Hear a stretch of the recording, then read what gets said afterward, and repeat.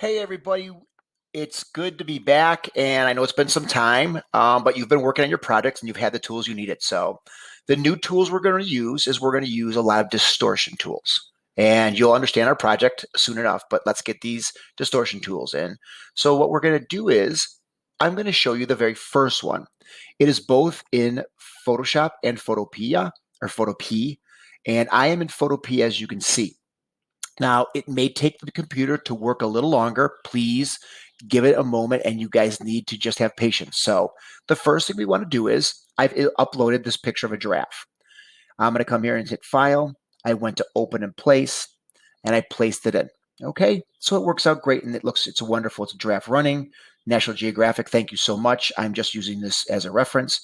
But let's show you how to use the actual what we call a puppet warp. Okay, now when we go to edit, we have a lot of our warps here. We have our free transforms. We got our transforms where we rotate and do all kinds of things. You should know these things. Okay.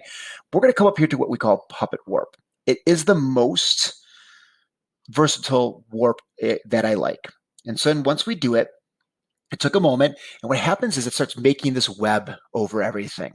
They're made out of triangles, and you're going to see that each triangle has, like each point, if you want to call it, like one of these here, has 6 triangles connected to it. And what we're going to do is I like to work on the points. You can place a point anywhere, and you're going to see how that is in a moment. So I'm going to come up here and place one right here. You'll see a blue dot. Perfect. You cannot just use one point. You have to have a minimum of 2. 3 is best, and you can put as many as you want. I'm just going to use about 3 or 4, and I'm going to come down here and use another one. Okay. Now, if this is too many for you and too overwhelming, you can come up here to see where it says the density and the mode. Okay.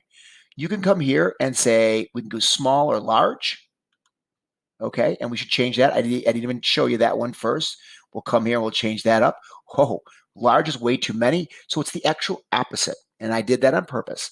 So if you want to use less so that more of the actual picture moves and warps, that's something you might want to consider. And I think we're going to do that just so for the computer reasons. Okay, so let's come here. We'll go back up here. Again, I was going right about here. I'm going to put one down here. I'm going to put one right here. Okay. Once done, I can click, hold that, and I can drag it down. Now the computer is going to take some time. And notice how the picture is warping and these two are staying kind of like holding the picture together. Notice on the right-hand side, the web is extending. And on the over here, it's actually coming together. And you can see how the web is actually, or the warp is actually being warped. Don't mean to use the word to do it, but it happens. Then I'm also going to come down here. Let's extend this one down here too. Bring it down here. And we're really going to have some fun. And I'm totally distorting what this giraffe looks like. And that's part of what the project's going to be. You're going to be distorting objects and then putting them together. So now I don't like how the neck is. So I'm going to bring the neck down just a little because that looks a little weird there. But notice I'm really contorting it. And we're going to put one, and I'm going to put one not in put one right about there. Notice I could be right in a line, and we're going to bring this one around. And I'm really having fun now. And notice how I've totally messed with this, okay? Now, I think I went a little too much here, so I'm going to bring it back just a little bit. And again, the computer runs slow. Even my computer runs slow, so please have patience with it. What I'm doing here is, let's move the body up. And again, I'm putting another one in here. We're going to move this body up a little bit more. Going to move the body up twice. So let's move this one here. And I really want those legs really elongated. And if any of you guys know who Salvador Dali is, he was one of a very famous artist, a surrealist that actually contorted a lot of artwork. And again, I'm just kind of manipulating and playing it, and I think I may need to put the head in there. Now, you're going to see an overlap right here where the actual, the warp overlaps each other here, here, and here. And once you get into it, it will really, really mess with your photograph. So try and stay with that. Now, I really like this. This is something I truly like. I've done this a couple times. I've done it, of course, to practice. But here's how we use the warp. And once you're done, it's a matter of just clicking and it should go away. We're going to come over here. We're going to just go File, and actually, we're going to go back over here to the right-hand side to my layers. You'll see there's several things here. It says Smart Filter, and it says Puppet Warp. Okay, so those are some of the things. Notice in my small little picture here, you see the little square there. It's telling me it's a smart object. We do need to rasterize that. So when I'm done, I'm going to come here and rasterize it.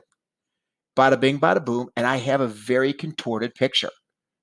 This is what I'm looking for, and this is how we're going to distort some things for our next project, okay?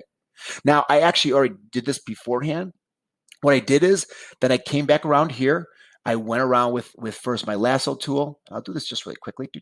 And I came up here, kind of messed that around here.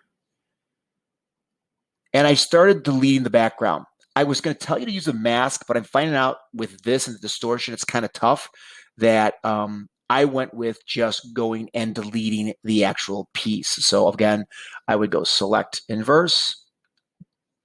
I'd hit that little delete button and start continuing getting through, and then using my magic wand tool, getting even a little closer. Let's deselect some stuff. Magic wand's right here. And then I can just start going back and deleting my piece.